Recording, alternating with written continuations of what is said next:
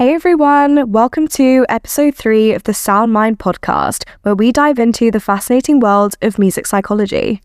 I'm your host, Sophia, and as a music psychologist, I'll be guiding you through everything you've ever wondered about music. So if you love music or are just interested in the science of sound, you're in the right place, so stick with us. Now, today we're tackling the intriguing question, can music be your therapist? But we're going beyond the obvious answer and diving into two key concepts here, music therapy versus music as therapy. They might sound similar, but I promise you there's a subtle yet important distinction between the two, and understanding that could really change the way that you think about how music influences your emotional and mental well-being. So let's get into it. Now, the history of music therapy is truly fascinating. So you remember Pythagoras, right? The guy who caused a lot of, let's say, trouble for a lot of us at school in maths class, particularly me, at least. Well, what if I was to tell you that he wasn't just the father of mathematics, but in fact, he may also just be the father of music? Now, I was super conflicted to hear this, considering I hated the guy for everything he put me through. And now I'm finding out that he essentially pioneered my field.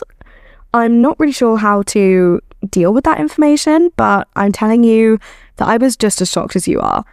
So Pythagoras performed what he called soul adjustments. In today's world, it would fall more under sound therapy and sound healing rather than music therapy, which we'll get into a bit later on. But he believed that if it was used correctly, music can bring the faculties of the soul into harmony, compose and purify the mind, and heal the physical body, restoring and maintaining perfect health. Pythagoras discovered that musical intervals, which is the relationship between different pitches, could be described mathematically, with the most harmonious sounds having simple ratios like the octave, which is, for example, 2 to 1, or a perfect fifth, which would be 3 to 2. And he believed that these harmonious sounds had a direct effect on the body, suggesting that listening to certain musical intervals could help balance emotions and promote both mental and physical health. And his followers would use music to actually restore harmony to the soul, particularly when it was quote-unquote out of tune due to perhaps emotional distress.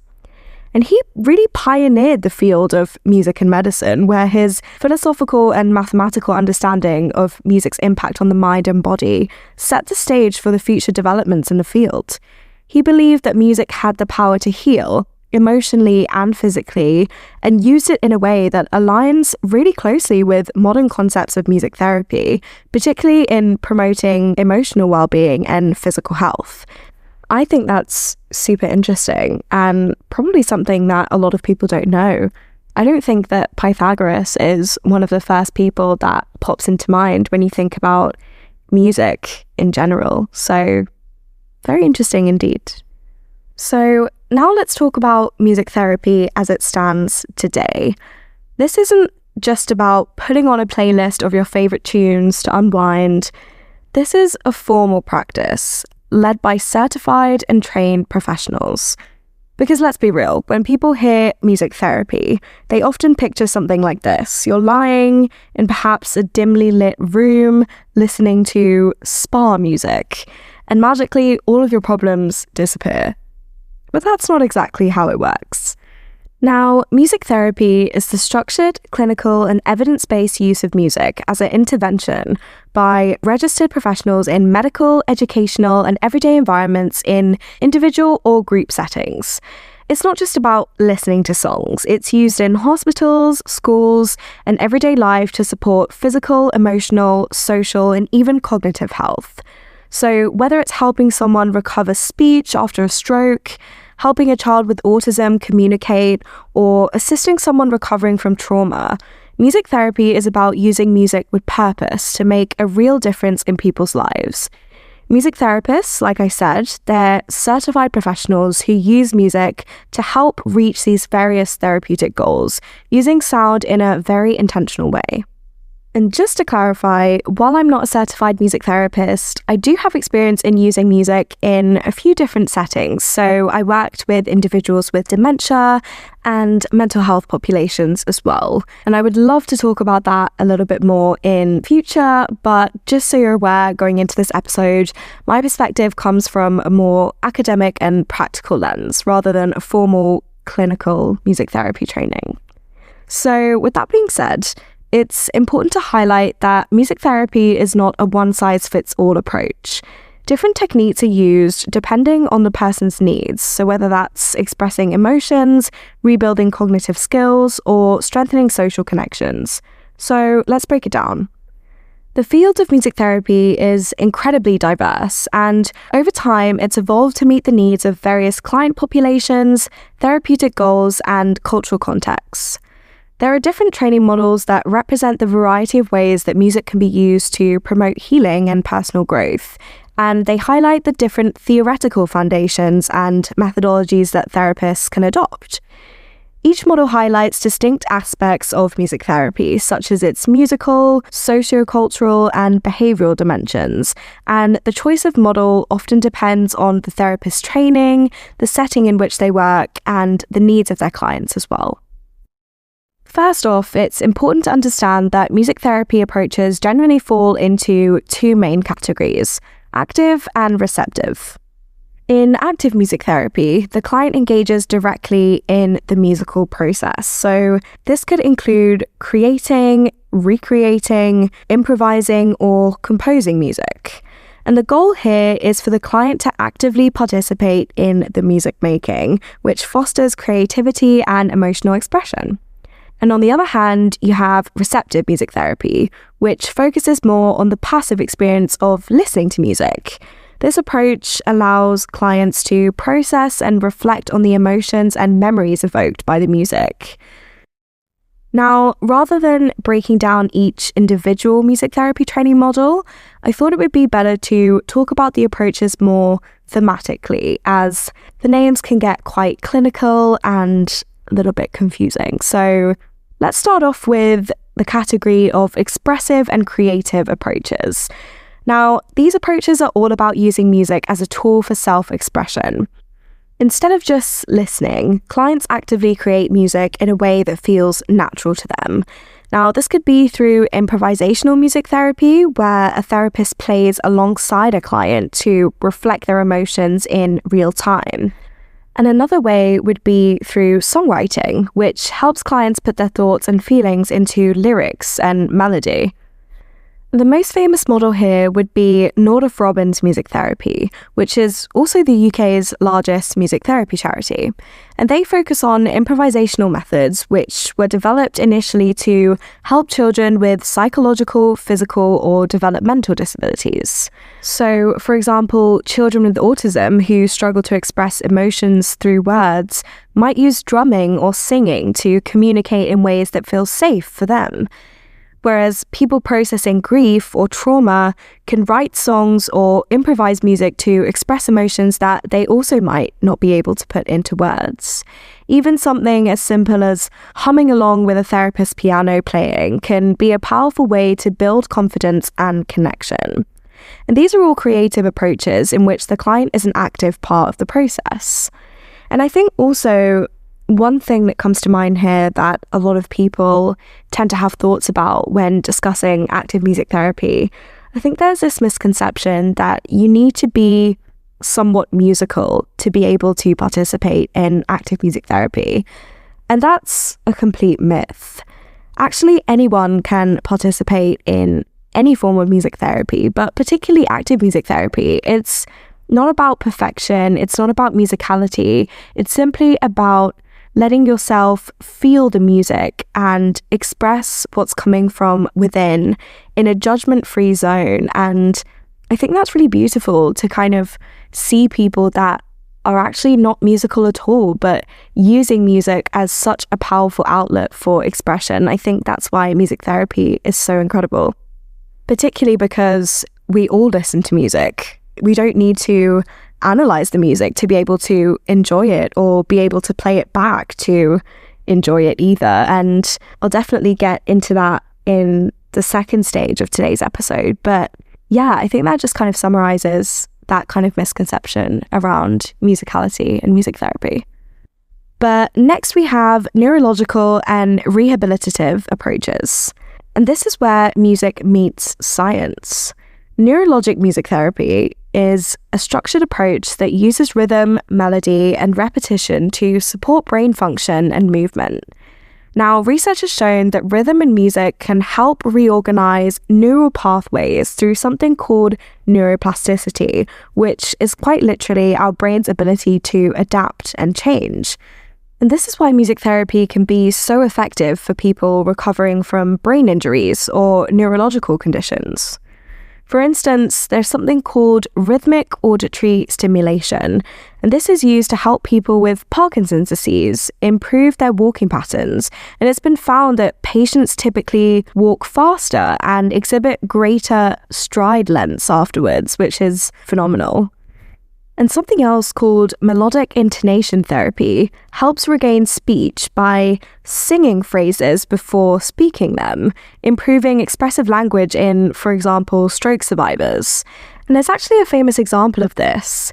Gabrielle Giffords, who was a former US politician who lost her ability to speak after a brain injury, and she used melodic intonation therapy to sing words before she could say them. And this just really shows how powerful music can be for rehabilitation. Now, the next category is listening-based and reflective approaches. And this is where music is used as a tool for introspection. A well-known approach in this category is guided imagery and music, and this is a method where clients listen to specific music while describing the emotions or mental images that it brings up. And this is often used to help process stress, anxiety, and trauma. Another common technique is music-assisted relaxation, where calming music is used to help clients reduce stress and anxiety, and this is often paired with deep breathing or visualization exercises. But in other settings, for example, in dementia care, familiar songs are often used to trigger memories and emotions. So I don't know if you've ever seen someone with Alzheimer's light up when they hear a song from their youth, for example. That's exactly what's happening. Music is unlocking those long-term memories. And especially having worked with dementia patients myself, I really think that this is such a magical way to witness the power of music. It's so heartwarming, and I really encourage you to do a bit more research on this, just to kind of see it happening firsthand. It's truly amazing. There's a great documentary called Alive Inside. It truly is phenomenal, and if you haven't seen it, I really encourage you to check that out. It's a great example of music therapy and how it can be used with dementia, and it's incredible. And the last category we have are community and social approaches.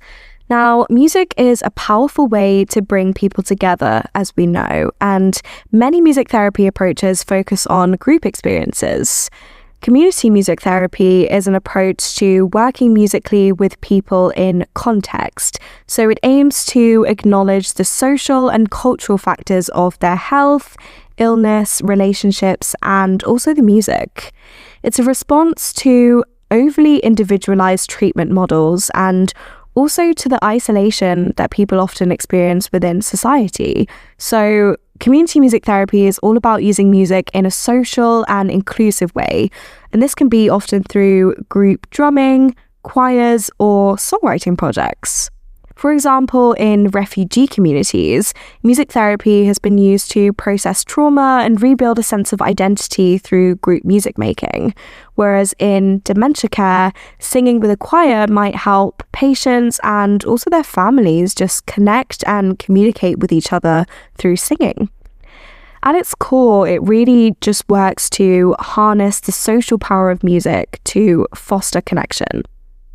Now, each of these approaches offers a unique way to engage with music therapeutically, whether through active participation or receptive listening. But of course, as we now know, all of them are facilitated by a trained music therapist. They highlight the versatility of music as a tool for healing, whether you're exploring personal, emotional landscapes or connecting with others in a shared musical experience.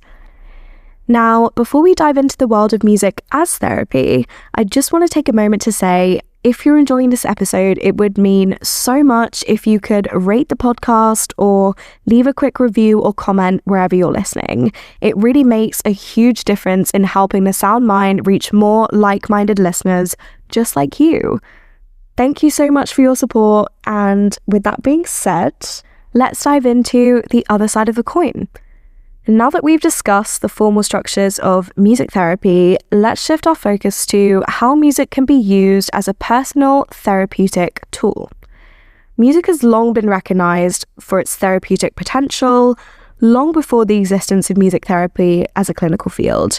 Shout out Pythagoras, as we know, but also just in general, people have always loved music, and I touched upon this in my previous episode, kind of looking at music as a universal art form.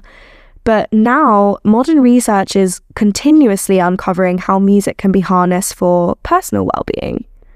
So, while formal music therapy relies on trained professionals to guide the process, individuals like you and me can also use music on our own to address emotional and mental health challenges. You've probably found yourself reaching for a certain song to boost your mood or calm your nerves, process tough emotions. This isn't just coincidence. As we discussed in that last episode of why we love music so much, we know that music naturally interacts with our psychological and emotional processes in profound ways. The beauty of using music as a personal therapeutic tool lies in its accessibility. It doesn't require formal training or professional intervention. You can incorporate music into your daily life to act as that emotional anchor, a source of motivation, or even a reflective tool when navigating challenging situations. And chances are, like I said, you've probably already done at least one of these things without consciously recognizing its therapeutic effect. So let's explore how music is used for personal therapy and discuss some practical methods to help you engage more actively with music so you can tap into its therapeutic benefits no matter where you are. I want to highlight 4 different ways music is used as a personal therapeutic tool, as I believe that these are the most common and align the closest with some of the intended outcomes of actual music therapy. But I also think they're the most actionable when it comes to implementing them into your own life. So let's start off with music for emotional regulation and mood enhancement. Music's ability to regulate emotions and enhance mood is one of its most powerful therapeutic functions. Whether you're seeking to lift your spirits after a long day, manage feelings of anxiety, or amplify a sense of joy, music can serve as a tool for emotional regulation in ways that are both intuitive but also scientifically supported. Research has shown that different types of music can really bring up specific emotional responses, which makes it an effective tool for influencing mood. So for example, fast tempos and major keys, also upbeat rhythms, are often associated with positive emotions like happiness, excitement, and energy. But in contrast, slower tempos, minor keys, and softer dynamics tend to evoke more reflective or melancholic moods, potentially offering a release for sadness or anger. Actually, there's a lot of really interesting research, particularly around our enjoyment of sad music and how it can be used as a catharsis for negative emotions. I actually want to do a whole episode on that. It's such a rabbit hole. Let me know if that would be something you guys are interested in. But music's ability to improve mood is particularly notable in the context of mental health. For instance, individuals with depression often struggle with emotional regulation, and research suggests that listening to music over a period of time can reduce depressive symptoms. And one beautiful thing about a lot of studies here is that all types of music can be used as listening material depending on the preferences of the listener. So it's really recommended that the listeners are given choices over the kind of music that they listen to in these kind of interventions in order to reap the best benefits for themselves. And I honestly think that's beautiful because there is no one size fits all. And it's kind of like, hey, if you like that music can be helpful for you, and someone else could absolutely hate it. It just speaks to our individuality, which isn't accounted for in a lot of purely clinical interventions. Now, some practical examples of how you can more actively and mindfully engage with music to reap these benefits include creating mood-based playlists. So, for instance, if you're feeling low or tired, you can try creating a playlist with uplifting and energetic songs that might have fast tempos and positive lyrics. And if you need to relax, a playlist of slow, ambient music can help calm your nervous system and promote relaxation. Alternatively, if you want to process emotions like sadness or frustration, you might curate a playlist of more introspective or melancholic tracks that allow you to feel those emotions fully and release them in a cathartic way.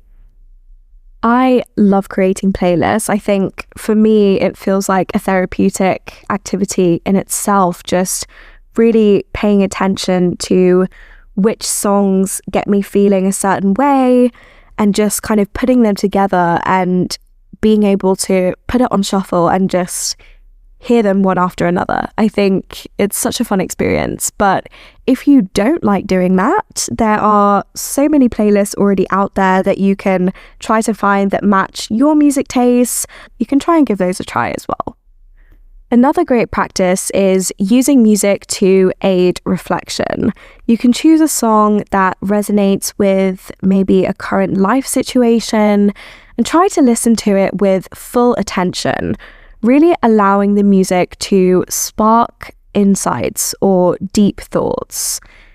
This could also involve journaling afterwards as well about any reflections that came up during that experience, and perhaps that leads to even further processing. And I think that's a really great way to feel present, but also kind of process things in maybe a less intimidating way, rather than maybe being alone with your thoughts and just plain out journaling and thinking about something. I feel like a lot of us find that really difficult, but perhaps putting on a song that can aid you and guide you through that experience can be really beneficial for you. A simple yet effective technique is to use music as a mood check. So before listening to music, take a moment to assess how you're feeling. Is there a specific emotion at that time that you'd like to regulate? And over time, you'll become more familiar with your moods as well as your emotional and musical needs. By consciously selecting music that aligns with your emotional needs or desired outcomes, you can really create this therapeutic environment that's tailored to your individual needs. And this approach enables you to become more intentional in using music, not just as background noise, but more as an active tool to support your mental and emotional well-being. Now, another way that music can be used as a personal therapeutic tool is for stress relief and relaxation. In a world where pressures often feel overwhelming, music offers a refuge, a space where you can reset, recharge, and regain a sense of calm. Whether it's through listening to calming tunes or engaging in a more interactive musical experience, research consistently shows that music can reduce stress and facilitate relaxation, making it an accessible and effective personal therapeutic option. When we experience stress, our bodies release cortisol, which is the primary hormone associated with the stress response.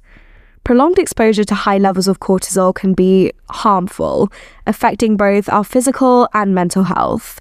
However, studies have demonstrated that listening to music can lower these cortisol levels, helping to counteract the physiological effects of stress.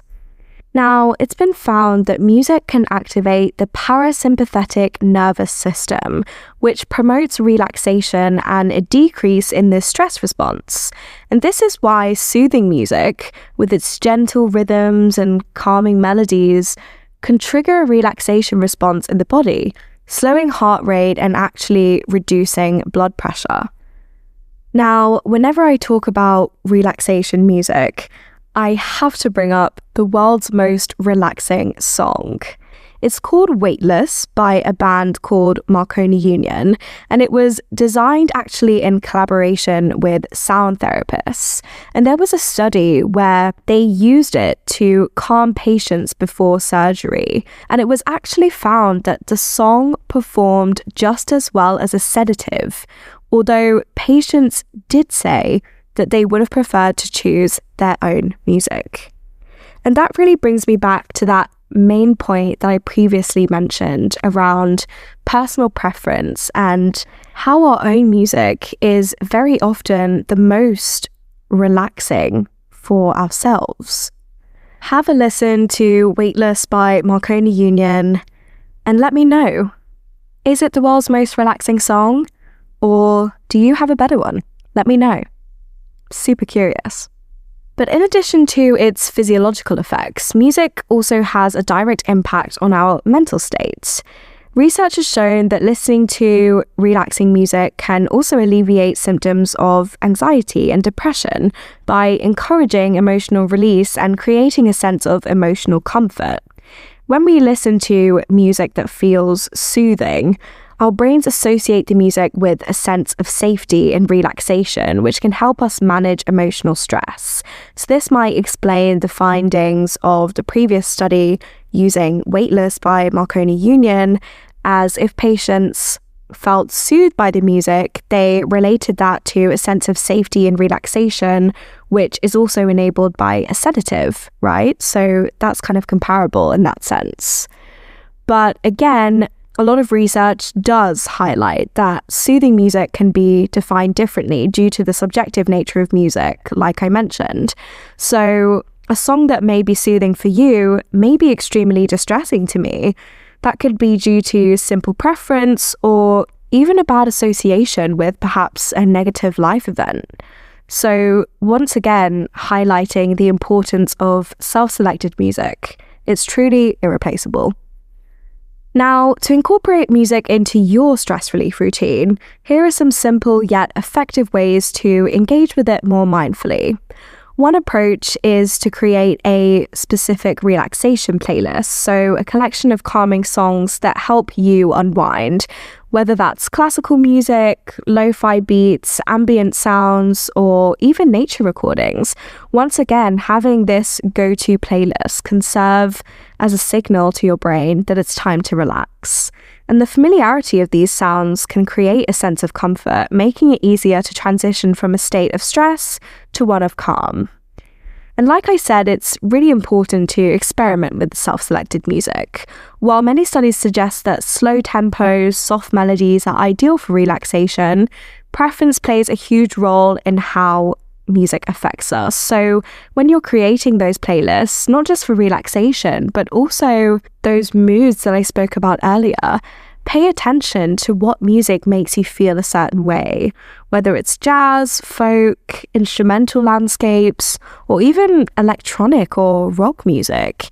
The key is to find music that creates a sense of ease and emotional release for you personally. Another powerful technique is deep listening.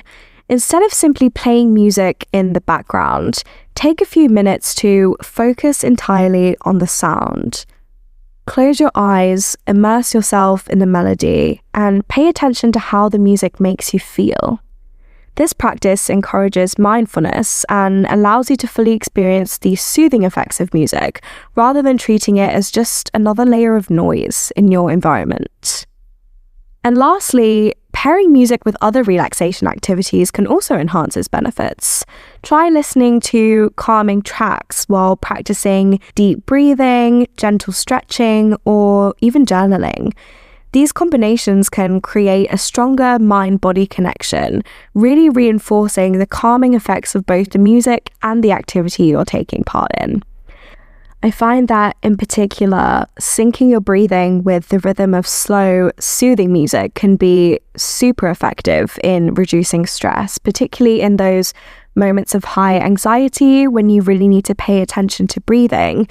Putting on an ambient music track or something that really allows you to sync up with the beat of the music really can be super effective in those moments of stress.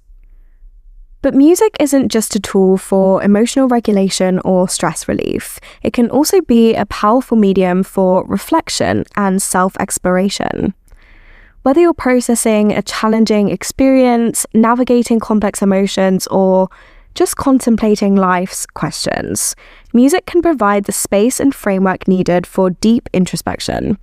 By allowing you to connect with your inner thoughts and feelings, music becomes a mirror that reflects both your emotional state and your personal growth. The connection between music and reflection is rooted in the way music can trigger emotional and cognitive responses that encourage self-awareness. Music often serves as a connection between memories and emotions, bringing forth insights about our past experiences and current state of mind. In this way, music can act as a powerful tool for personal discovery as it helps us process our emotions and gain clarity on various aspects of our lives. So, studies have shown that music can facilitate the retrieval of autobiographical memories, which are those memories that are linked to particular events and moments in our lives. And in turn, this can lead to deeper reflection on past experiences, providing that foundation for reflective thought. And this process is often beneficial when you're seeking to understand the emotional significance of past events or trying to gain closure on unresolved experiences. But music's ability to influence mood and mental states also contributes to reflective thinking. As music engages different parts of the brain, it can create the mental space needed to step back from an emotional situation and gain a new perspective. This reflective process can help you make sense of complex feelings, identify patterns in your own thoughts and behavior, and also inspire insights about your own personal growth. So one way to use music for reflection is through journaling.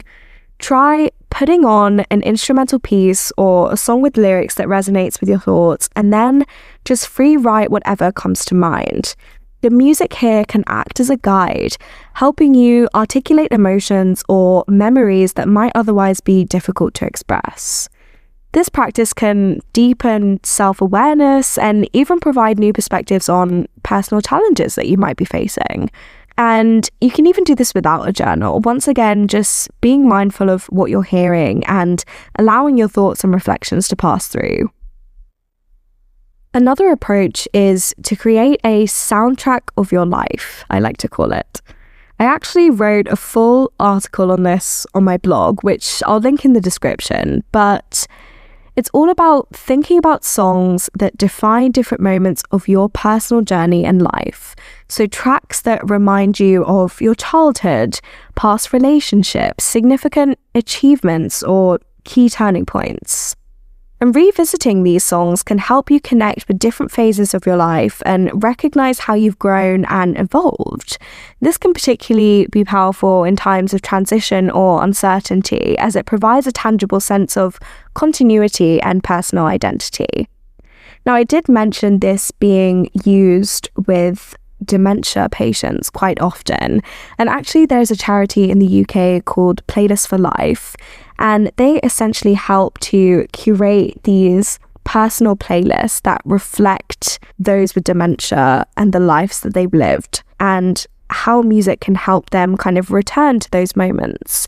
And I think that's really beautiful. And it also just kind of resonated with me that it's not just something that we need to wait around and get dementia for. It's something that we can and should be engaging with in order to kind of keep those memories fresh and alive. And like I said, having that sense of personal identity in the music that links us to those key moments of our lives.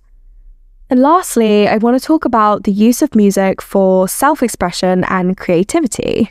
Now, music has this unique ability to foster self-expression and spark creativity, making it an invaluable tool for personal growth. Whether you're an artist, a writer, a student, or anyone just looking to tap into their inner world, music provides an accessible way to express your thoughts, emotions, and ideas. It acts as a creative outlet, helping you to convey what words alone may struggle to communicate.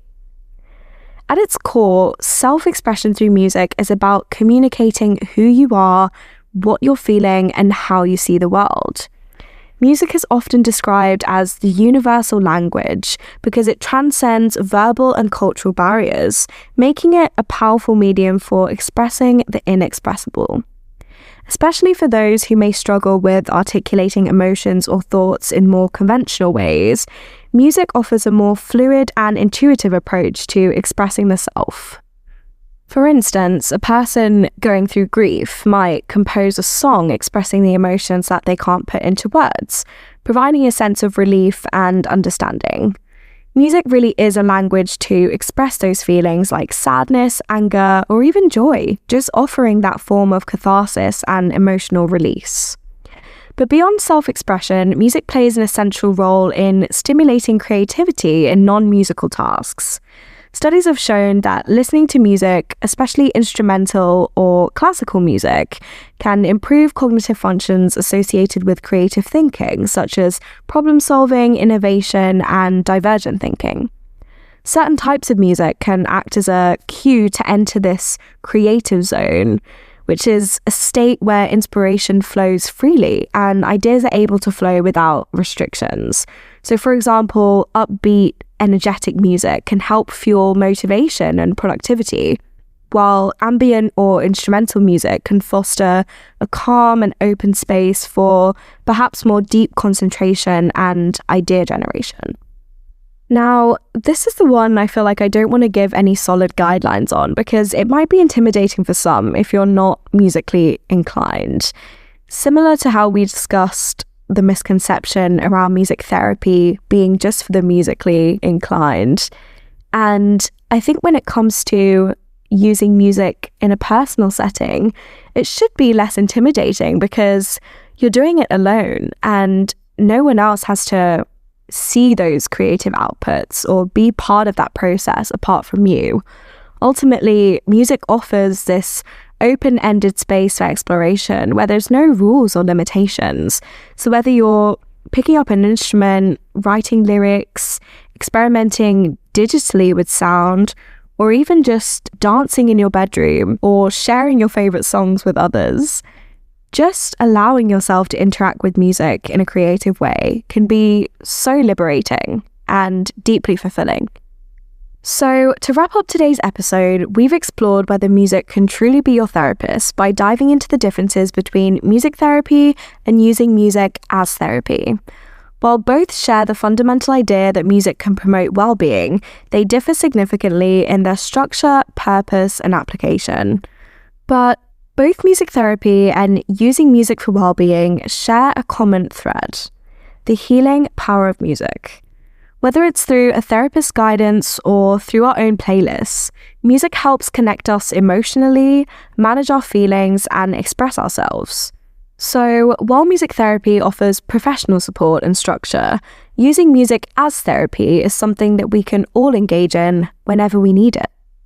Music truly has the power to be both a therapist and a companion on our personal journeys, and we're so lucky that music exists as such an accessible and flexible medium that it can be administered in both clinical settings and ourselves at home, depending completely on our needs. Try out some of these exercises. Do let me know if any of them work or resonate with you. I'd be really, really happy to hear your responses. Thank you so much for joining me today on The Sound Mind. I hope you've learned something interesting about the world of music therapy. If you have enjoyed this episode, please rate or review on wherever you're listening, and of course, share it with someone who loves music just as much as you do. Don't forget to follow us and turn on notifications so you never miss an episode. But until next time, keep listening, keep reflecting, and I'll see you on the Sound Mind.